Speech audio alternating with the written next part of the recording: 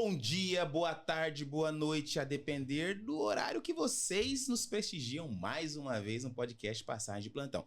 Antes de mais nada, curte, comenta, compartilha. Se quiser xingar, pode xingar também, que a gente responde e agradece do mesmo jeito. Mas, pessoal, hoje o bate-papo vai ser sensacional. 2 empreendedores que se uniram aqui, formaram uma força bem bacana do ponto de vista de ensino, focado para o nosso nicho, que é a área da saúde. Muito obrigado pela presença de vocês, meus queridos doutores. Há quanto tempo vocês estão sendo chamados assim? Pô, cara... Tá 5 meses, né? 4 meses aí, né, pô? 4, 5 meses. E qual que é o peso? Cara, por enquanto tá leve, Tá né, leve, cara? tá Pô, leve. Mas o primeiro carimbo ali a gente não esquece. Não, cara, primeiro... Assim, valeu, Lincoln, obrigado, tá? E a gente tá agradece, recebendo a gente agradece. Pô, cara, Obrigado por nos receber, cara. Pô, o primeiro plantão mesmo que eu dei, cara, puta, foi foda, mano. Não passava um átomo, né? A gente sai da faculdade, principalmente no contexto onde a gente estuda muito pra isso, com a sensação de não sabe bosta nenhuma, né, cara? Não sei se foi com vocês assim também. Eu não sei ainda. Você até sai hoje, e você mano. fala, meu, o que eu tô fazendo aqui? Pô, mas você passou ali uma... A gente sabe. É que aí o subconsciente vai buscando aos poucos, né? O medo fica na frente. Demais. Cara, o primeiro plantão fui eu, esse cara aqui também, né? No mesmo local, né? Foi Aí nós você fala, dois juntos, mano. Ô, Bernardo, ô, Pedro, não é nenhum seminário, tá? A gente tá de plantão mesmo. Não, eu tava, antes disso, tava tendo o casório do primo meu e eu suando, gelado, assim. Eu falei, pô, mano, sei lá. Vai ser aí hoje. saí no meio do casório lá, não bebi nada, não me diverti muito, porque tava tenso pra caramba. Falei, vamos lá, primeiro plantão, né? Aí chegamos lá, UPA Zona, né? Raiz, né? Cara, só 50 pacientes esperando na porta, mas acho que umas 20 avaliações aí, né, mano? Cara, Pô, até hoje eu acho que foi o pior plantão. Foi o pior plantão, acho que a gente deu até hoje. E, cara, a gente chegou no plantão, já tinha 5 suturas esperando pra ser feitas ali, uma filinha na sala. E aí eu, na inocência, falei, não, rapaziada, relaxa. Eu pego as suturas que eu gostava de fazer na faculdade e tudo. E aí eu sentei lá. O primeiro caso já foi, cara, um dedo amputado ali praticamente. Puta, raio-x, tudo pra fechar, sangramento. Meu Deus, o que meu carimbo tá fazendo agora? E aí foi bem, foi rolando. A enfermeira foi me ajudando ali na sala. Ela era muito boa, sabe? Não, é em quem você tem que confiar. Ela tá há 30 anos no serviço ali. Exatamente. Não vou ser eu que vou mudar a conduta, que eu vou fazer alguma coisa diferente. E isso faz todo sentido. O enfermeiro do lado de cá, a gente acha que alguns ainda tem aquela premissa de que tem que esperar. Não, o cara tem que bater o olho. Pô, tem sutura? Já olhou? Não tá profundo não. Vai ser só tranquilo. Pega o fio certinho, nylon 3.0, nylon 4.0, deixa ali pronto. Exatamente. Estilozinha prontinho. Exatamente. Doutor, tá pronto, vai precisar de mim. Às vezes o médico fala, nem precisa. Só segura aqui pra anestesiar e acabou, vai fazer outra coisa.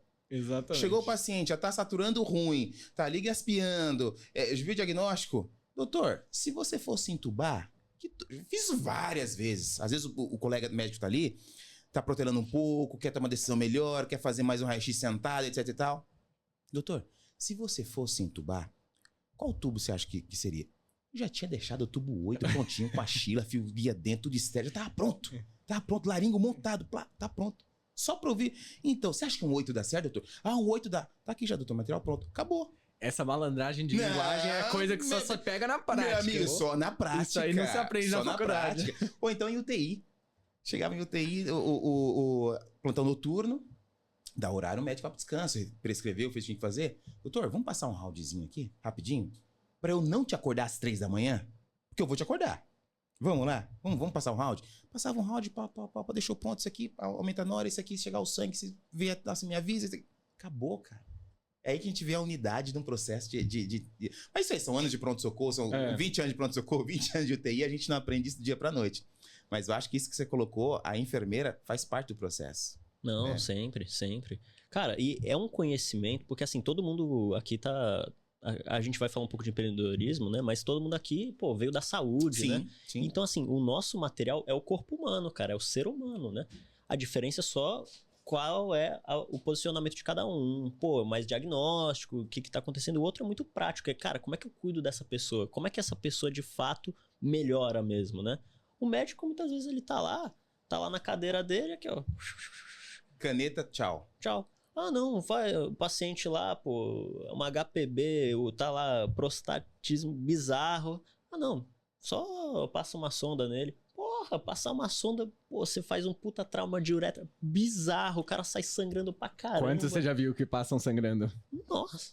Depois te volta no plantão noturno. Opa, doutor, sangrou ali a sonda, vamos ter que... Você tá entendendo? Vamos ter que repassar, vamos ter que chamar a avaliação cirúrgica. Ou então 3 dias depois com piúria, febre, pronto. prostração. Não, total. Então, assim, essa colaboração que tem entre não só o médico e o enfermeiro, mas médico, enfermeiro, técnico, fisioterapeuta, cara, todo mundo lá atuando. É uma unidade. Tem que ser, cara. Todo mundo tem que saber, cara, estamos aqui pelo paciente, né? E para trazer essa melhora. Senão não Maravilha, eu já vi que o papo hoje vai ser... Vai, manda ver, Rafa. Já ia falar o que eu tô pensando que você ia falar. Exatamente. Provavelmente sim.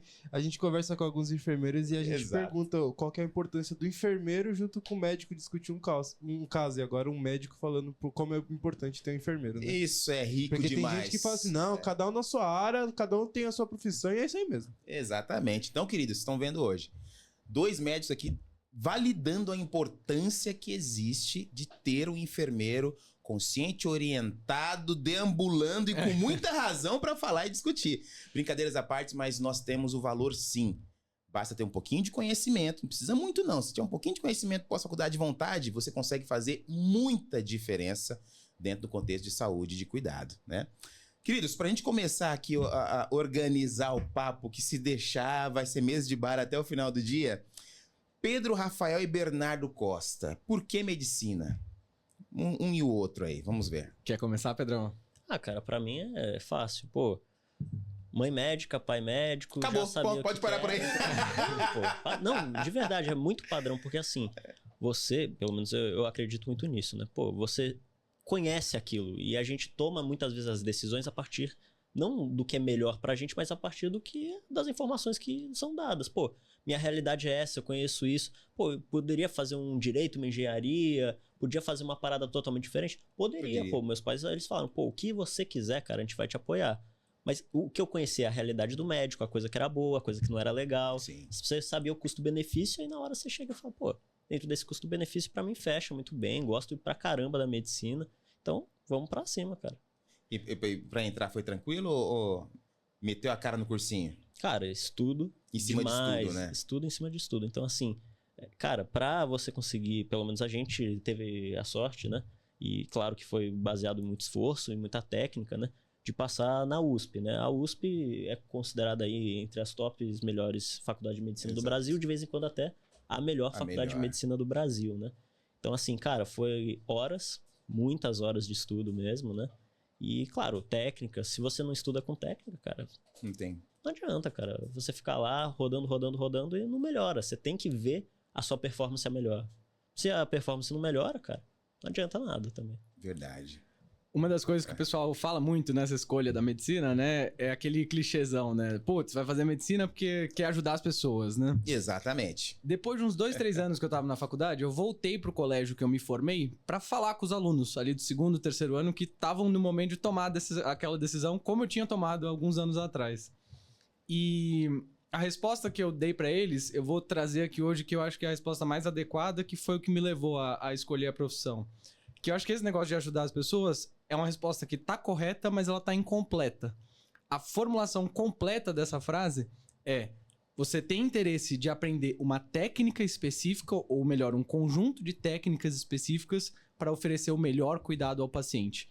Se isso te interessa, a medicina, a área da saúde, com certeza é para você.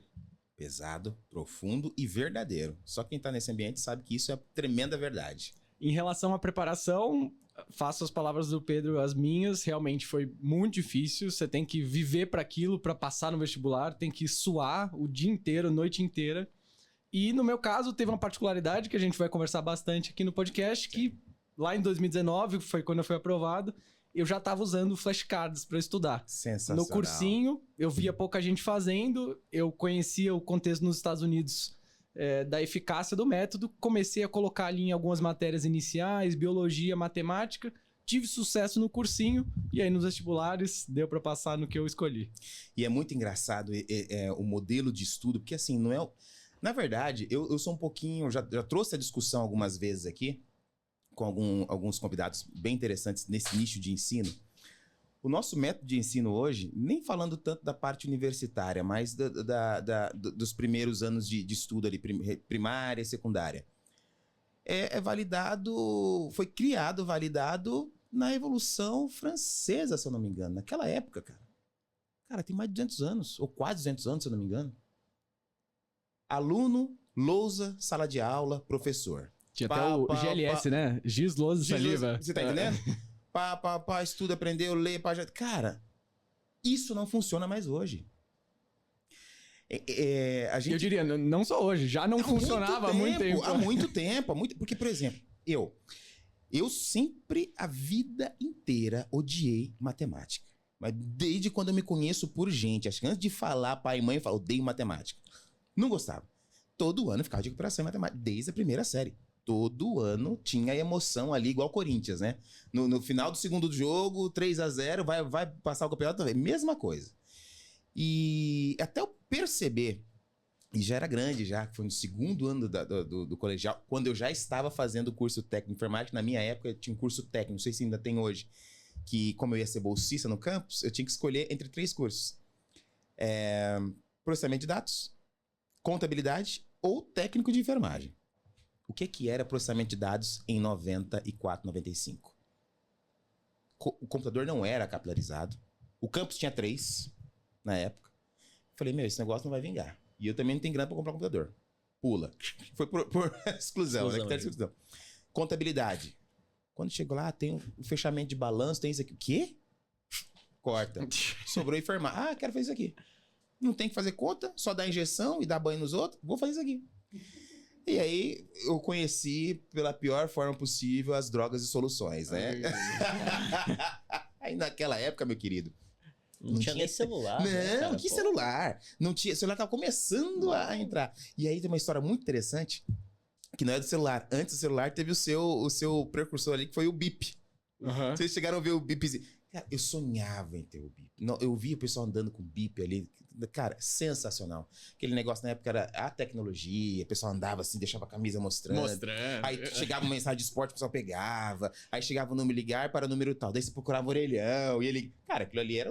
E eu sonhava aquele negócio. E minha mãe falou, se você passar direto esse ano... Segundo ano de segundo grau. Se você passar direto, você vai ganhar um bip. Te dou um bip. Pô, já era. Aí mudou. Agora não é mais, não é nem técnico. Eu quero o bip, cara. Me dá o bip. Vou estudar. Aí veio o estímulo. Eu lembro até hoje a matéria, cara. Professor de lei. Dízima periódica. Até hoje eu lembro. Um troço chato, dízima periódica. Meu amigo, eu não sabia porcaria nenhuma.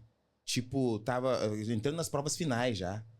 Ia começar as provas finais. E ele sabia que a matéria era tão chata que tava todo mundo ali boiando. Ele lançou pra sala assim, um dia, quem tirar acima de 8 na primeira prova já está automaticamente aprovado em matemática. Cara, metade do segundo semestre. Falei, o quê? 2 dias antes, Dona Nena tinha prometido ali, você vai ganhar o bip. Vambora. Aí comecei a estudar. Não tá entrando. Não tá vindo. Cara, não tá vindo. Vou ter que mudar aqui a forma...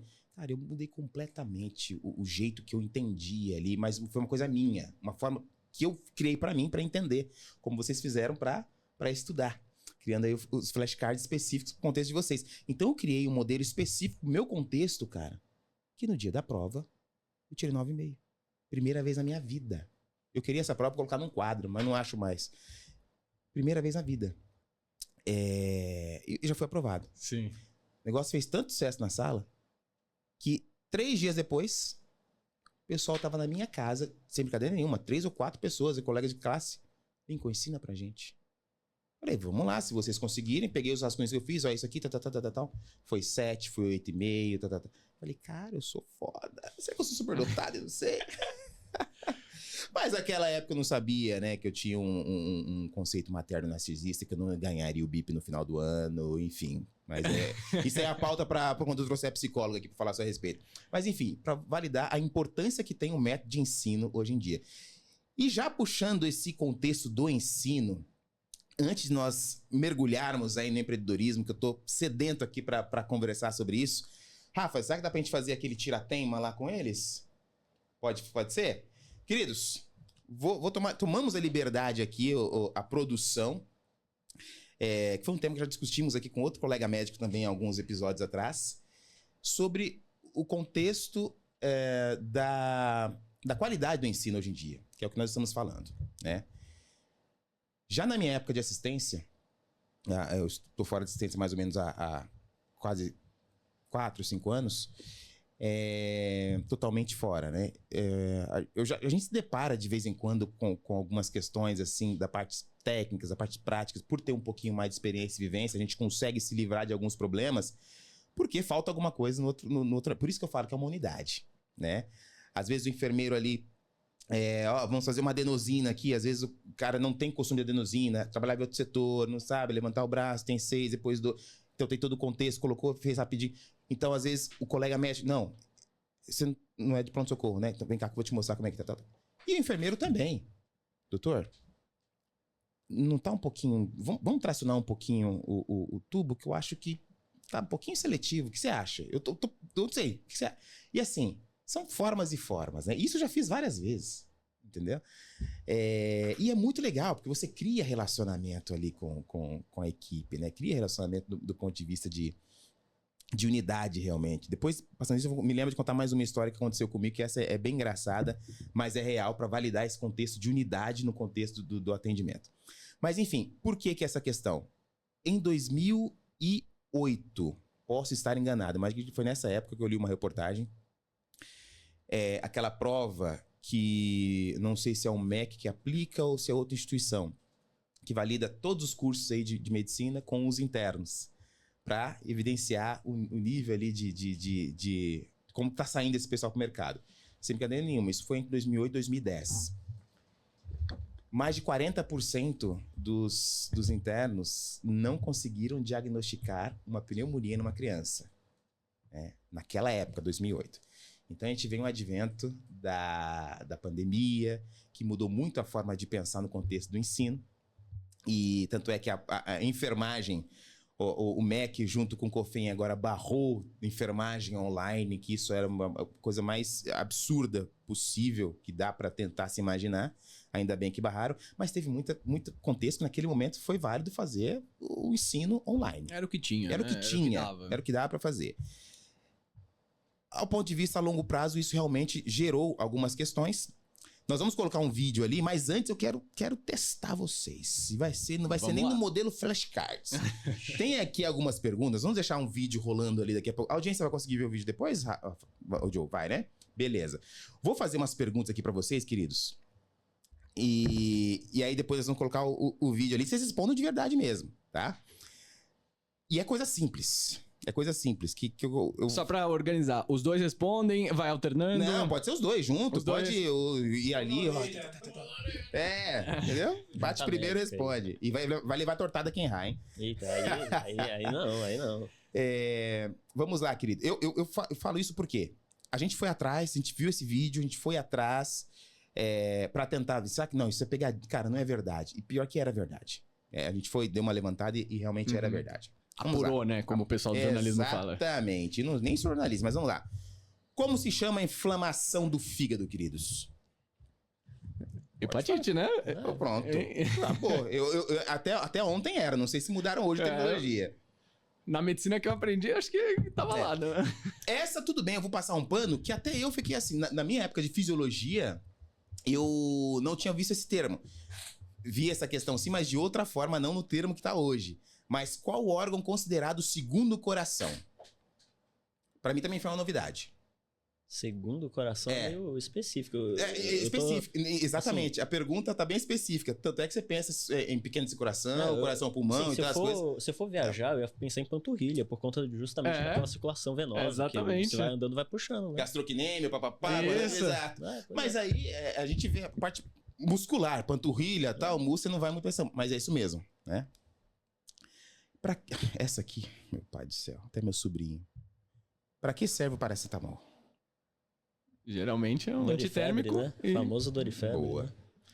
Né? Analgésico, né? Essa aqui é clássica, mas vocês vão entender o porquê. Qual que é o hormônio que regula o sono? O hormônio que regula o sono é melatonina, não é? Acabou. Agora, Joe, solta o vídeo pra gente ver. Queridos, esse é um vídeo de uma festa de sexto... não era nem interno mais, eu acho que estavam já... Já pra formar, né? Meu, ia pro mercado. Manda ver, Joe. Consegue pôr... Imagens. Quero as imagens, junto com o som. Aqui é igual da...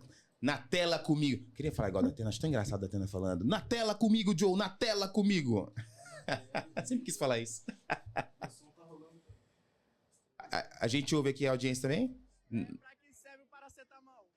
Pra febre? Ele perguntou pro cara, ele não afirmou. Como se chama a inflamação do fígado? Pancreatite. Porra. Não, isso é do pâncreas.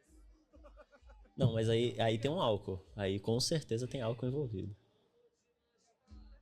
Não vou lembrar agora. Qual o hormônio que regula o sono?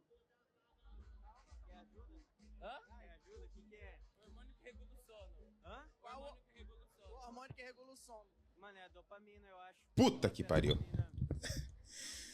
Não? Ele Isso é uma catecolamina, meu querido, Tava que tem assistindo os vídeos de sintética. jejum de dopamina no Instagram aí.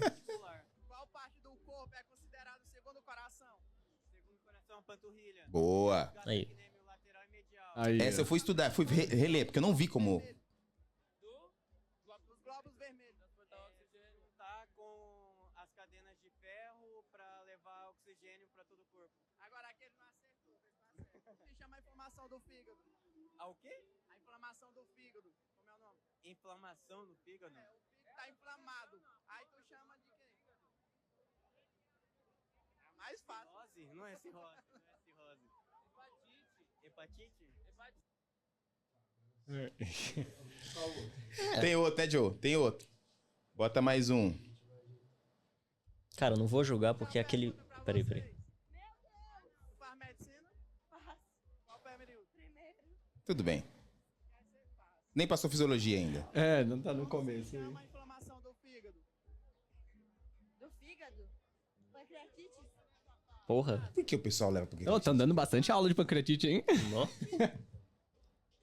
O final tá certo, só o começo tá errado.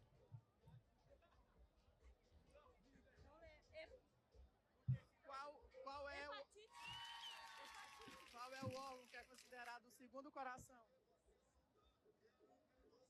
Ele bombeia o sangue também, igual o coração. Pulmão? Ah, essa é meio pegadinha. Não, eu pensei... É uma expressão, você pensa, né? É uma expressão... pulmão. é- Pequena circulação, né? Coração-pulmão. Qual órgão é responsável por filtrar o sangue? É fácil. Essa é foda. Puta que pariu. Filtrar o sangue. Tudo bem, você não leu o Gaito ainda, filha. Tá no primeiro ano, relaxa. Queridos, é claro que foi uma forma lúdica aqui, a gente não vai demonizar também, tem Com vários certeza, contextos com envolvidos certeza. aqui, é só pra gente fazer uma brincadeira. Mas, enfim, isso é algo, o método de ensino que a gente falou, eu acho que hoje a prática tem que ser muito mais vívida, baseado com a teoria também, que é algo amplamente muito responsável ali por uma parte do conhecimento nesse contexto, né? Unindo as duas, a gente consegue formar o profissional. Mas questões como essas é de preocupar. Por exemplo, uma reportagem de 2 semanas atrás que eu até postei no meu LinkedIn. O CFM barrou de vez, entrou pesadamente no CRM do Rio de Janeiro, geral. Por aumento absurdo dos processos de iatrogenia médica. Mas assim, foi mais de 400%. É muita coisa, gente. E isso a gente não tá nem validando o denominador comum, que é o paciente, né? Que é o principal sofredor dessa questão. Eu sou vítima de uma iatrogenia. Eu sou PCD hoje por conta disso, né? De uma avaliação médica ineficaz. No momento da cirurgia, indicou uma coisa, o outro indicou outra, e esse era do convênio, porque era mais barato, era mais tranquilo, vai ser 40 minutinhos. Quando eu abri o meu tornozelo, foi 4 horas e meia de cirurgia, saí com 2 pinos sem programação. Caraca. 3 meses depois, tive que voltar para uma cirurgia de urgência para tirar. Uhum. Né? E aí começou mas aí tem uma série de contextos, não foi só a conduta médica, foi também a ineficiência ali do convênio. Isso porque eu sou enfermeiro, conheço o processo, tenho um bom convênio, sei dos assuntos, tenho acesso e aconteceu comigo. Estou PCD, não consigo correr por conta pro resto da vida. Acabou. É final line pra mim, nesse contexto, né?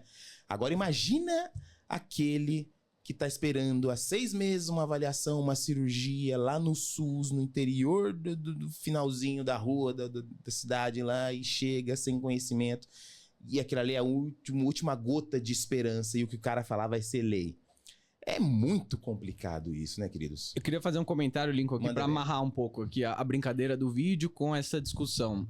Eu acho que o Rodrigo Brandão, Dr. Rodrigo Brandão, lá da emergência da USP, postou um vídeo recentemente trazendo dados de que o erro médico hoje já é o 2º ou 3º maior causa de mortalidade intra-hospitalar. Isso no mundo, não só no Brasil. Cara, superou o infarto, hein? Tá quase superando o infarto. Então, assim, que é um problema atual, tá todo mundo ligado, a literatura tá em cima disso, é um tema de hoje, esse. E aí, linkando isso com a questão do vídeo, a brincadeira, né? Obviamente aqui o papel não é ridicularizar o colega, botar ninguém pra baixo. Acertou uma questão, errou outra, isso aí não é tanto caso. Mas o vídeo levanta a discussão que é o seguinte... um dos principais fatores, eu diria que um dos principais fatores negligenciados em relação ao ensino é o número de repetições necessário para você, de fato, aprender. Exatamente. Às vezes a pessoa que é mais inteligente, não é que ela aprende a coisa de imediato, que apesar de dar essa sensação. Às vezes ela precisa de um pouco menos de repetição. Ela, 5 vezes repetindo aquilo, ela já pegou. Para o colega do lado, talvez ele precise de 6, de 7, de 10 repetições. Mas, se ambos forem oferecidos oportunidades suficientes para repetir e treinar aquele conhecimento, o cara que repetiu 5 e o cara que repetiu 10 vão aprender igual. E, o melhor de tudo, vão mudar o desfecho do paciente, porque agora eles têm uma informação útil e que pode gerar desfecho clínico, né? Então, esse é um dos componentes de aprendizado que a gente pegou aqui, que é a repetição. A grande diferença, talvez, a maior do aluno do primeiro ano que a gente viu no vídeo ali pro do 6º ano, é que o 6º ano errou muito. Sim. Muito mais que o do primeiro. E a diferença do médico recém-formado para um médico com 30 anos de carreira é que o médico com 30 anos de carreira errou 30 milhões de vezes mais que o médico recém-formado. Já falou coisa que não devia, já prescreveu errado e corrigiu.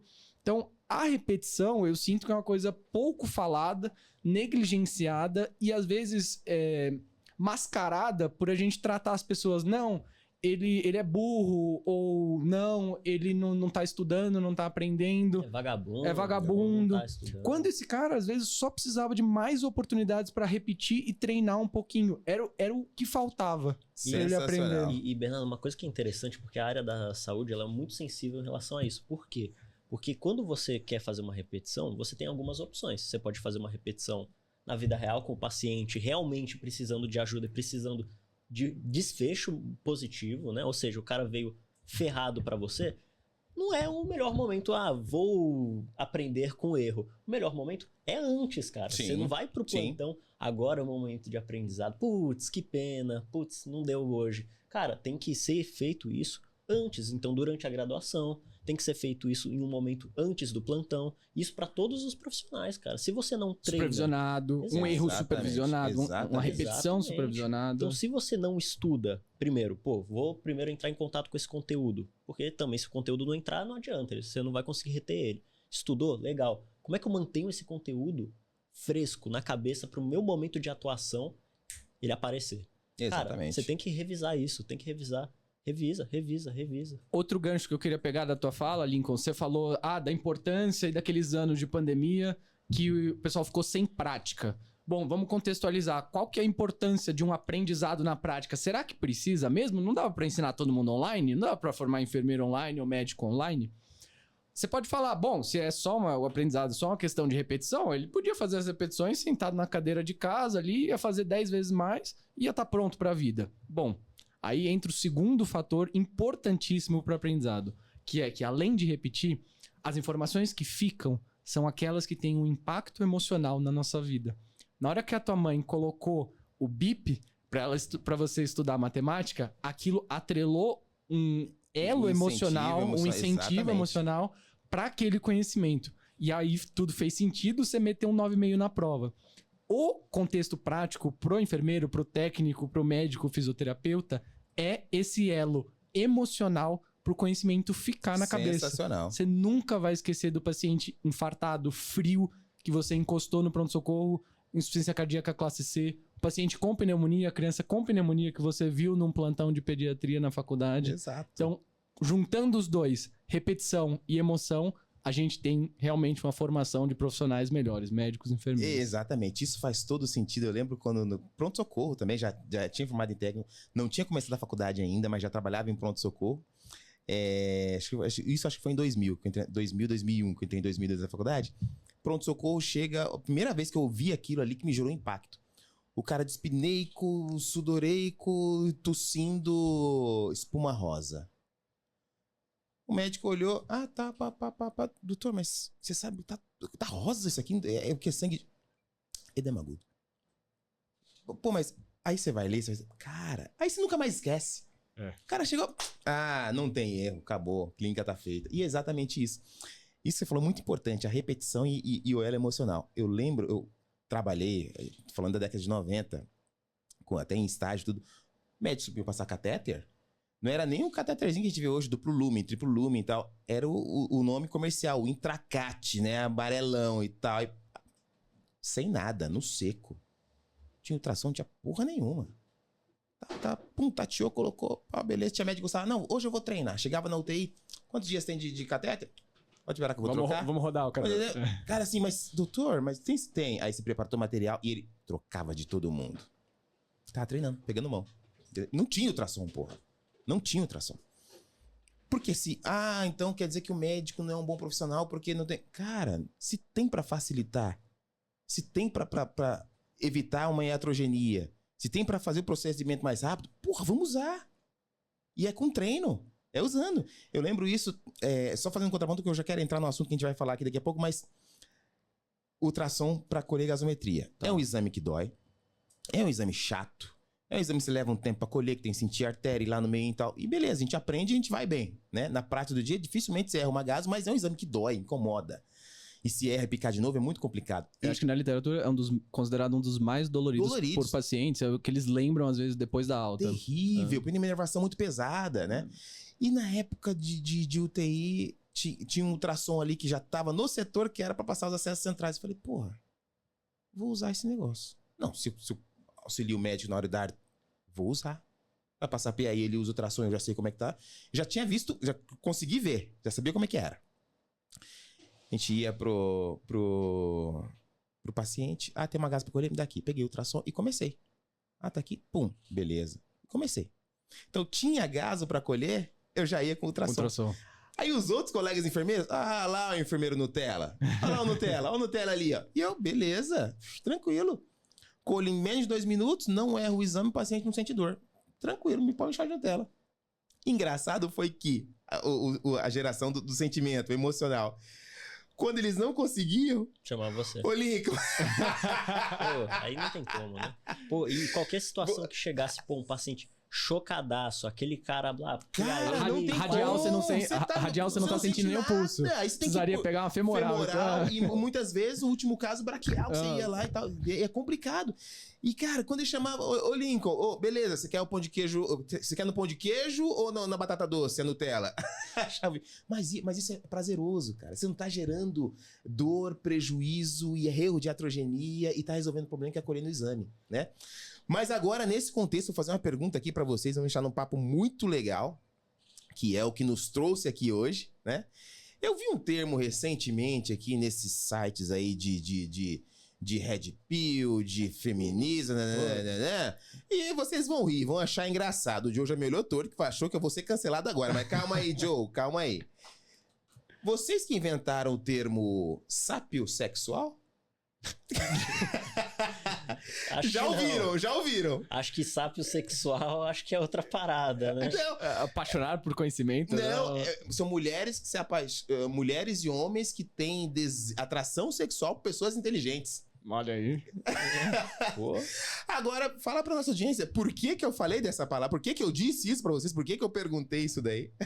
Eu acho que foi por causa da SAP, né? Espero que sim, né? Mas foi justamente... Olha, foi por causa Sexualmente, disso, acho viu? que é isso, né? Não, pô, Com certeza é. pô, não, Ficou desconcertado. Pô, Olha lá. agradeço o elogio, Meu mas não é a minha parada, não. Ó, se fosse por causa disso, meu amigo, alguém ia sofrer. Não, mas a gente garante aqui, Que não, então os dois fundadores da empresa não tem nada a ver, não foi pô. esse caminho. Meus queridos, como nasceu a SAP? Cara, quer falar um pouquinho, Bernardo? Isso bem core da tua vida, assim, né, cara? Seguinte, Lincoln,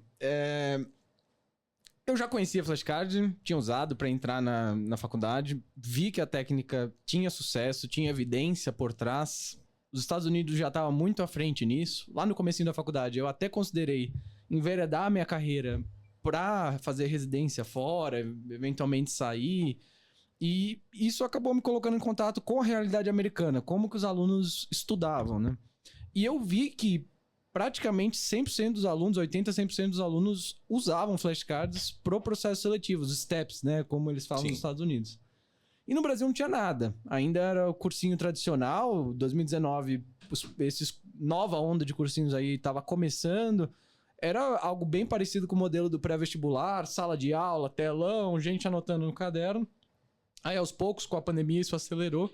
Foi virando modelo de videoaula, como todo mundo já está acostumado hoje em dia. Pouquíssima gente falando de flashcard. Nossa, que interessante. Eu comecei a produzir os meus próprios flashcards em português. O material todo estava em inglês, lá pro preparatório americano. E vi que dava certo. Vi que me poupava horas de estudo, eu conseguia aproveitar a vida, eu conseguia fazer outras coisas, fazer esporte. E acabei nessa brincadeira fazendo mais de 10 mil flashcards durante a faculdade. Assim, sentado, escrevendo e fazendo. Isso, escrevendo. Eu abria aqui o livro, um PDF que dá aula, ou mesmo durante a aula ali, eu abria o aplicativo e começava a criar flashcards. Tudo na mão, não tinha inteligência artificial ainda. E eu descobri que era uma habilidade que tinha uma certa progressão. No começo eu fazia flashcards ruins, como é de se esperar em qualquer habilidade. Sim. E com o tempo eu fui ganhando prática, fui vendo a minha própria memória melhorar, vendo que tipo de flashcard funcionava, qual texto que ficava bom, qual texto que me sobrecarregava na hora de responder as perguntas que eu estava criando. E aí, no final da graduação, já pro 5º, 6º ano, Pedro, apaixonado por empreendedorismo, me puxou lá pro Hub do Nova HC, ele vai contar um pouco desse arco, e falou: Bernardo, você não tem nada aqui? Vamos montar uma empresa, vamos aproveitar essa oportunidade aqui que tão poucos alunos tinham aproveitado até então. E eu falei pra ele: pô, Pedrão, eu entendo muito de flashcard, já tenho aqui algumas ideias no papel, e eu acho que isso dá uma empresa. Vamos botar pra frente? Que bacana. E aí a gente começou a sua jornada em novembro, né, de 2023, a gente começou a conversar. Obviamente, a gente é colega de turma desde o dia 0, mas realmente começamos a conversar para colocar o projeto no ar. Eu fui para os Estados Unidos, fiquei um tempo lá no hospital em Chicago, a gente falando por vídeo, com time zone diferente, enfim, mas assim, querendo que a empresa fazendo acontecer ali no tempo disponível. E aí estamos nessa jornada aí, de um ano para cá, a empresa tá no ar, aplicativo rodando nas lojas Apple Store, Google Play, já com os primeiros clientes, inclusive a Oportuniza. Maravilha! E lançando os primeiros produtos, faturando e quebrando a bolha, que era o grande projeto. Tirar o flashcard da medicina, do núcleozinho de preparatório para medicina, para uma ferramenta de ensino que pode ajudar qualquer área. Sensacional. Bernardo, desculpa a ignorância, mas o que é um flashcard assim para quem... Boa! Manda ver. Excelente pergunta. Vamos lá. Flashcard, a forma mais simples possível é um cartão. Antigamente era uma cartolina em papel, com uma pergunta na frente e uma resposta atrás. Ponto. É isso. Exatamente. Essa é a origem. Ah, mas estuda de tal jeito, com o algoritmo A, B, C ou D. Isso foram discussões dos anos 70 até aqui. Isso é secundário. Depois a gente fala sobre isso. O importante e o principal do método é uma pergunta e uma resposta.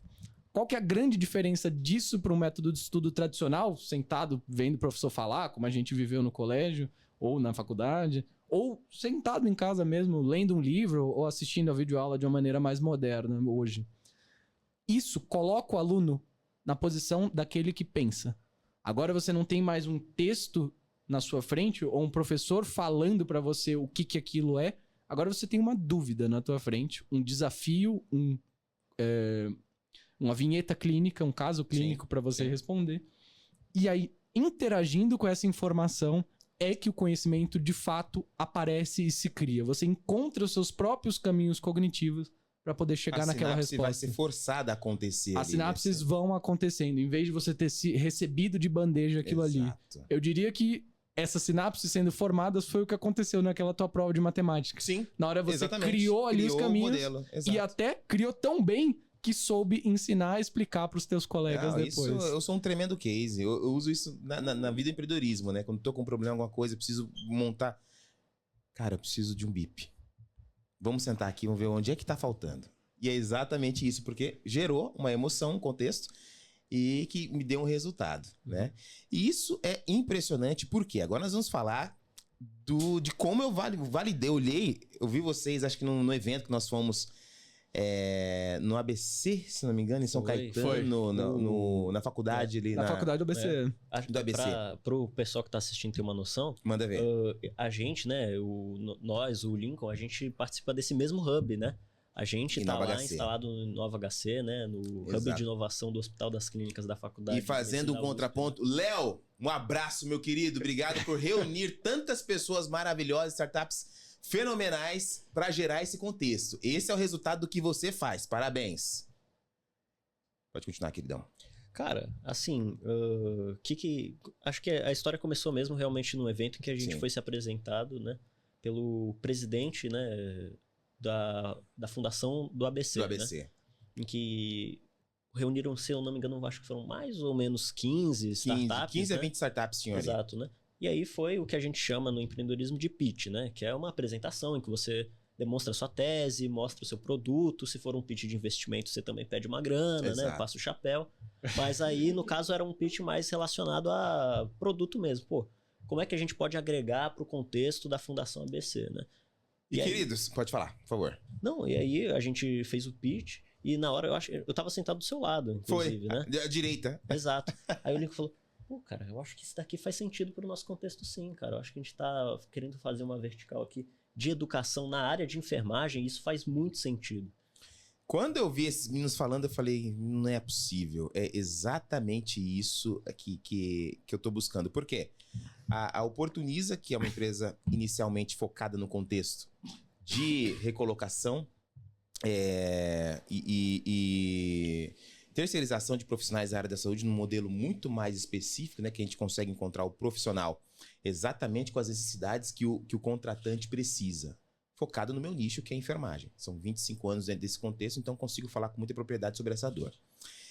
Só que aparecia, toda vez que nós íamos apresentar uma proposta ou absorver um contrato, um novo cliente, tinha necessidade ali, nas entrelinhas, ele deixava muito claro que a educação daquele profissional precisava ser trabalhada, né?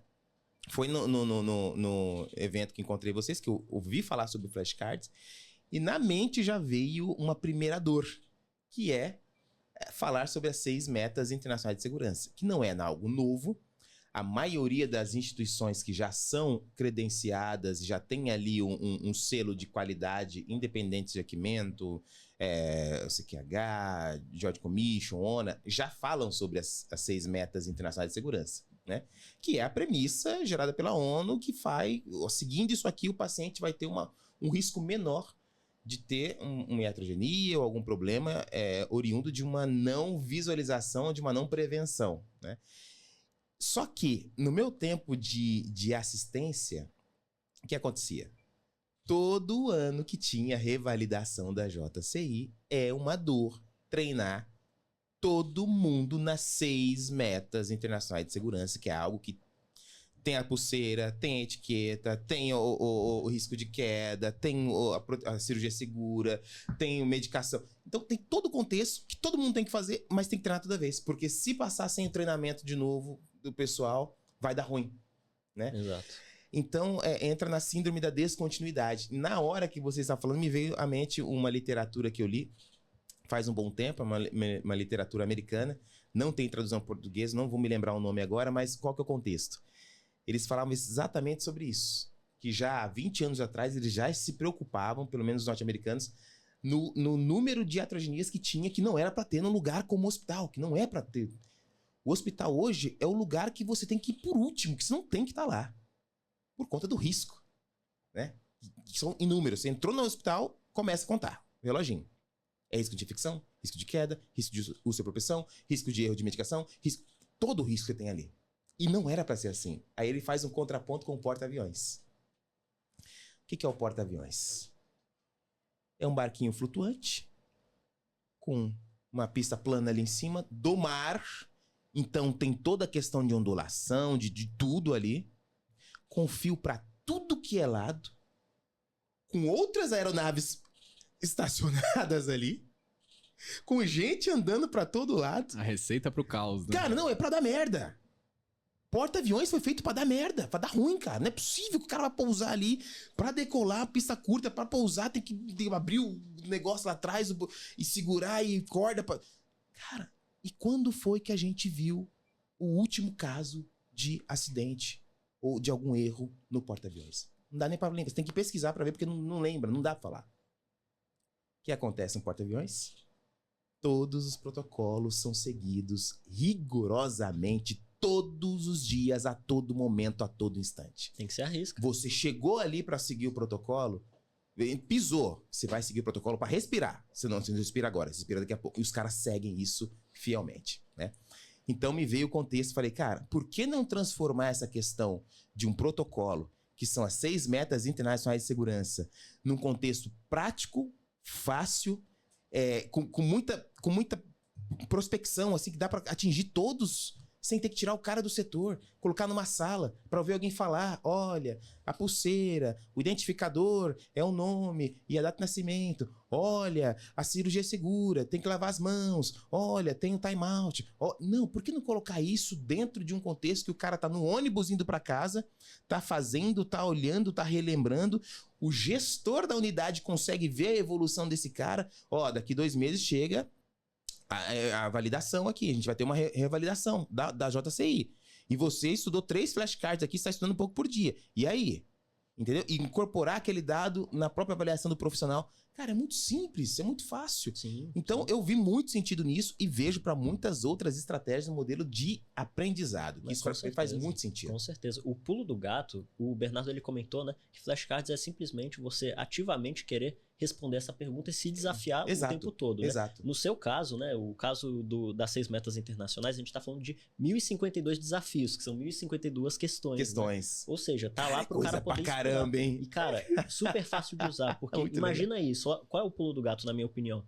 Cara, aplicativo no teu celular, ou seja, foi lá, comprou lá na tela, beleza, tá aqui o link aqui embaixo, entendeu, gente? Se vocês quiserem comprar, vai lá, comprou, já chegou lá, o QR Code, baixa o aplicativo no celular, beleza, entrei aqui com o meu e-mail, o que eu faço? Cara, já ouviram falar do Duolingo? Simplesmente o aplicativo mais eficiente para você poder aprender línguas no mundo.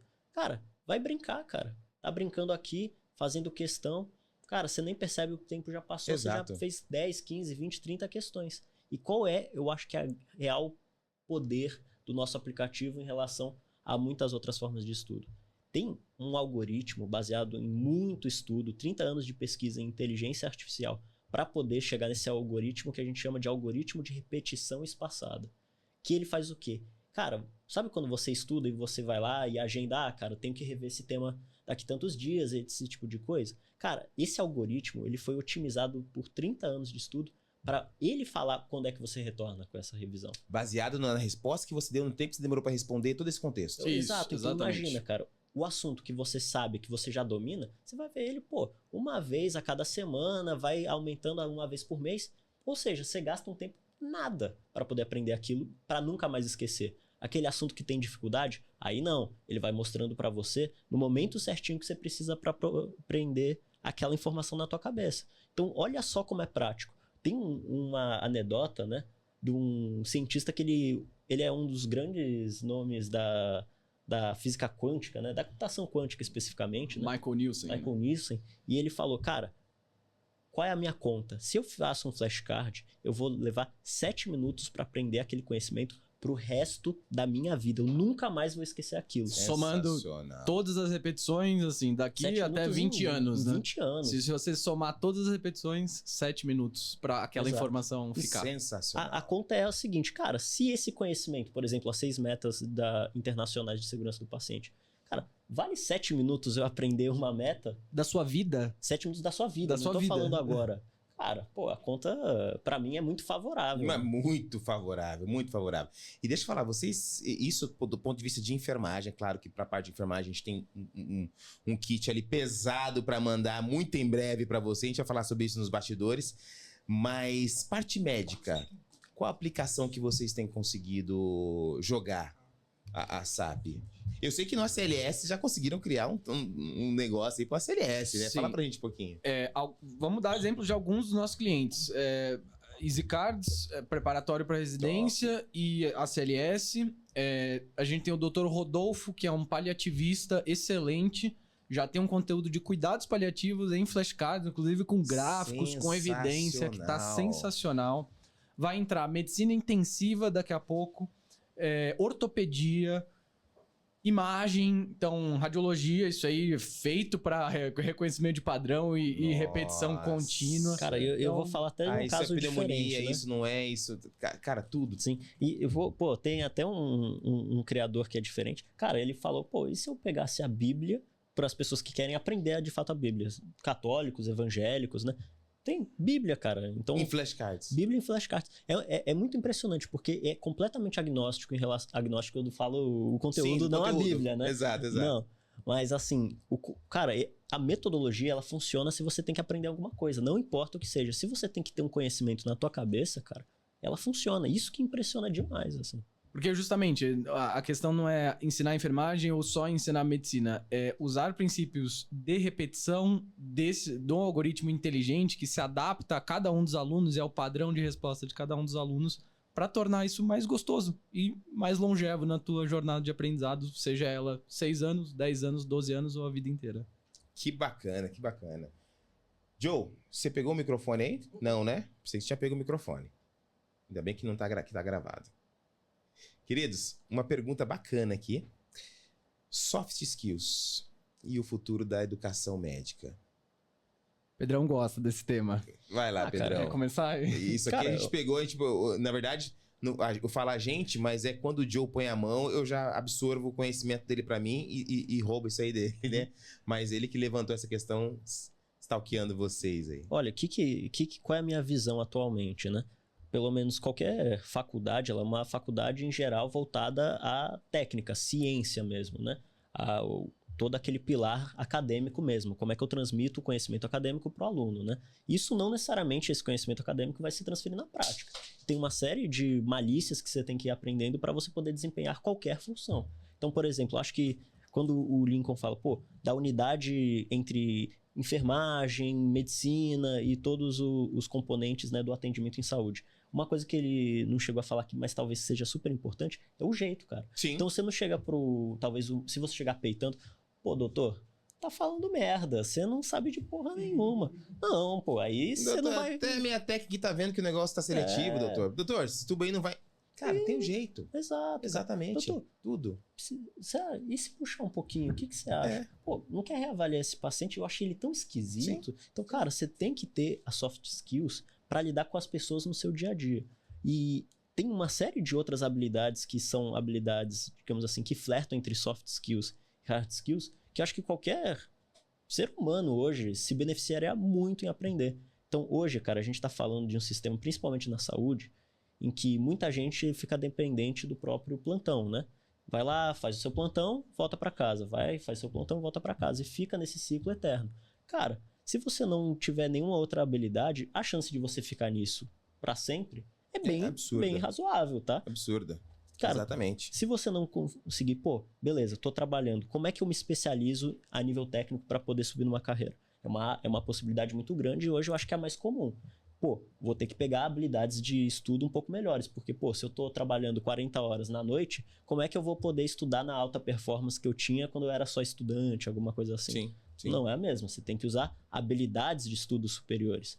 pô, cara, não sei se eu vou só pro estudo raiz mesmo. Cara, eu acho que eu tenho alguma outra coisa a mais a oferecer. Cara, área de gestão, conhecer pessoas, liderar, empreender. Tem toda uma gama de possibilidades hoje para os profissionais que estão atentos em querer sair dessa corrida do rato, né?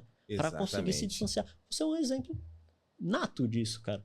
Conseguiu a habilidade técnica, mas conseguiu a habilidade de empreender. Conseguir fazer as suas ideias virarem uma realidade economicamente viável. Sim, sim. Então, assim... E isso é tão importante, faz tanto sentido, queridos, que o contexto da gente observar o nosso conhecimento, imaginar ali o leque de opções que a gente tem, sem abrir mão do conhecimento de fato, que é o que nos trouxe até aqui, isso faz todo sentido. Agora, uma pergunta que eu jogo para vocês, até para servir de insight aí e de ponto de observação para a audiência que nos assiste, vendo 2 médicos jovens, acabaram de sair da faculdade, estão com sangue ali, mas fazendo outra coisa que quem faz tem 20, 30 anos a mais que vocês, quer empreender.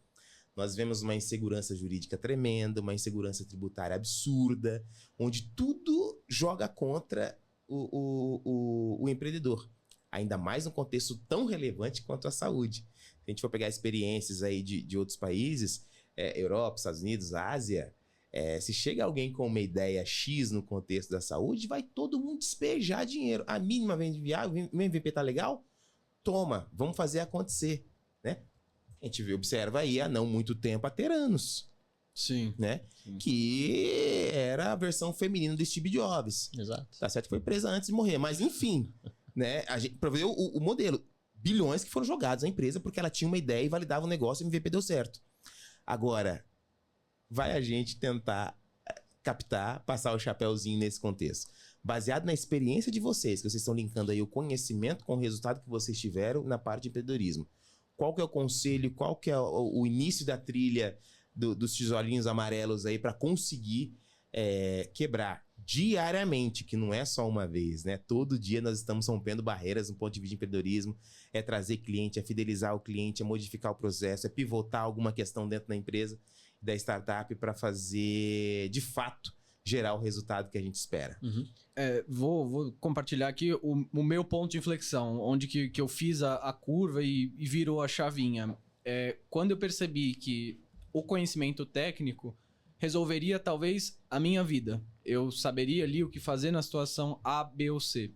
Mas aprender soft skills e, além do conhecimento técnico, estudar empreendedorismo, estudar um pouco sobre negócios, sobre vendas, marketing, enfim, múltiplas áreas fora da medicina, você descobre que o seu impacto pode ser muito maior do que só aquilo que você resolve. Você consegue mobilizar um conjunto de pessoas, um conjunto de processos para gerar um impacto em escala. Na hora que você enxerga isso, percebe isso e é algo viável de ser feito, consegue juntar um time em torno de uma ideia, montar uma empresa, cara, é muito legal, é muito gostoso. O resultado é muito gostoso. Cara, isso é verdade. Minha grande recomendação, beleza, o cara quer, vou empreender porque fiz na conta, acho que vai dar certo, curti essa ideia, vamos lá. Cara, a primeira coisa que eu acho que talvez seja mais importante, cara, faça isso junto com pessoas que você gosta. Sim. Cara, se você for sozinho, puta, vai ser pauleiro, porque eu vou falar pra vocês. É zoado, hein, rapaziada? Muito. Tipo, a vida do empreendedor, você carrega uma pressão de, tem um funcionário, o aplicativo tem que melhorar aqui, tem que melhorar ali, e as coisas não vão aguardar o momento estar certo, entendeu? A merda não vem a conta gota. É forceps total. O bagulho acontece. Então, assim, se você tiver sozinho, não tiver com gente que você confia, cara, a chance de você, burnout, todas essas paradas aí que todo mundo tá falando atualmente, é elevadíssima. Então, assim, faça com gente que você confia, gente que você gosta, que sabe que tá no foco que nem você, cara. Isso eu diria que é um contexto macro. O que eu posso fazer no meu cotidiano? Cara, aprenda tudo, mano. Aprenda tudo que você puder, que você acha que é interessante. Vai usar de alguma forma, cara. Não existe essa de, isso daí é perda de tempo. Cara, não. Vai atrás, você vai encontrar nem que seja, um nicho de negócios, vai aprender uma habilidade nova. Cara, aprender, cara, é de longe o principal, pelo menos na minha opinião. Porque você se empodera para fazer as coisas. Você consegue realizar as ideias que estão na sua cabeça. A gente, um caso interessante, é um produto de tecnologia, né? Mas eu e o Bernardo, a gente não programa. Então, o que a gente teve que aprender? Primeiro que a gente teve que se familiarizar com a parte de tecnologia. Hoje a gente até faz parte mais da parte de produto mesmo, direciona isso, estuda os algoritmos para poder bater bola junto, né? Mas a gente teve que aprender uma série de outras coisas para poder realizar. Exatamente. Então ficou assim, cara, tá, então já que a gente vai ter que pagar alguém para fazer isso, como é que eu faço? Vou ter que passar o chapéu. Sim. Como é que eu passo o chapéu? Como é que eu consigo ganhar dinheiro no papo? Pô, a gente falando aqui em números, tá? Não sei se é até chato, mas assim, são números pequenos. A gente conseguiu 315 mil reais no chapéu. Pô, rapaziada, você trocar uma ideia... São 315 mil que foi pra você porque você falou. Exatamente. Que você falou. Exato. Olha o nível de empoderamento, cara. Exato. Então assim, rapaziada, dá sim pra você criar as coisas, é possível empreender, mesmo se você não tá na posição ideal. Mas, cara, você vai ter que quebrar essas pedras. E pra quebrar as pedras, conhecimento. Não tem outra coisa, não tem outro caminho. Não tem outro caminho. Não é só sorte, tem que ter tudo alinhado, as estrelas se alinharem para você poder seguir esse caminho. Exatamente. E para quem está assistindo, vocês hoje falando aqui, exemplificando o modelo de ensino que vai ser um processo, já é um processo disruptivo, principalmente na área da saúde, onde encontramos vocês? Rapaziada, você quer encontrar a gente, quer pegar um conteúdo sobre educação, onde a gente fala um pouco mais isso? Nosso Instagram, nossa principal rede, sap.app, então @sap.app. Lá a gente também sempre está divulgando todo mundo que está entrando novo na plataforma, que está gerando conteúdo de alta qualidade. A gente não aceita conteúdo zoado. Que bacana, isso conteúdo zoado não entra, cara. Então, assim, se está dentro da nossa plataforma, é porque a gente acredita que isso vai ter valor para o aluno final. O cara vai aprender alguma coisa. Pô, o Lincoln não tem nem o que dizer, né, cara? O cara, 30 anos nas costas de enfermagem aí. Alguma coisinha tem que saber, né? Tem que ter algum conhecimento minimamente relevante. Exato. Então, assim, muito relevante, inclusive. Exato. Então, a gente fez essa parceria com o Lincoln, né? E ficou um produto fenomenal, tá? Pessoal, o lançamento tá quase pronto e vai ser aqui, ó, no Passagem. Aguardem. Exato. Então, assim... sap.app, a gente sap.app lá no Instagram, pode acompanhar os nossos conteúdos, a gente vai lá falar sobre educação e acompanhar a rapaziada que a gente vai estar trazendo, né? Se Deus quiser, o Lincoln daqui a pouquinho a gente consegue anunciar. Com certeza, não vai demorar muito. Queridos, Joe, algo mais? Maravilha. Pessoal, esse foi o Passagem de Plantão. Curte, comenta, compartilha e pergunta. Que o ensino aqui, nesse episódio, foi o top 10 do que se tem de mais importante na área da saúde. Um abraço. Passagem de Plantão. O dia só acaba depois dele.